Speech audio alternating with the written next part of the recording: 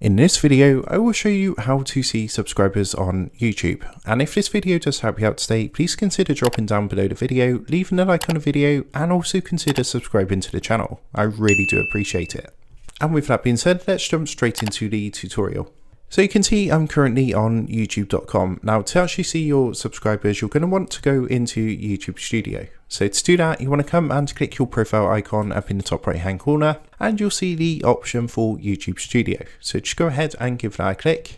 So you can see on this channel, I've currently got 5 subscribers, but you can see currently there's no way to actually see the subscribers. Now the reason being is some subscribers can actually choose to have their subscription set to private, which means that even though I do have subscribers, I can't actually see who those subscribers are, probably because they've set their subscription settings to private. However, what I'm going to do, I'm just going to jump into one of my other channels just quickly to show you how to see subscribers.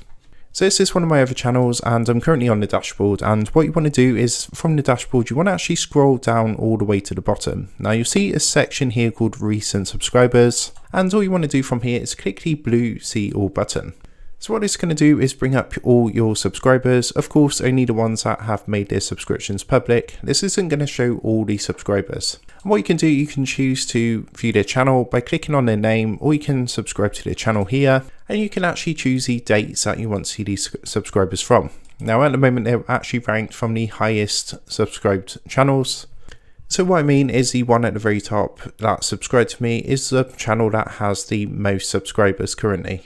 And it goes down and down in number, but of course you can change this by just clicking the buttons here and the date and things like that.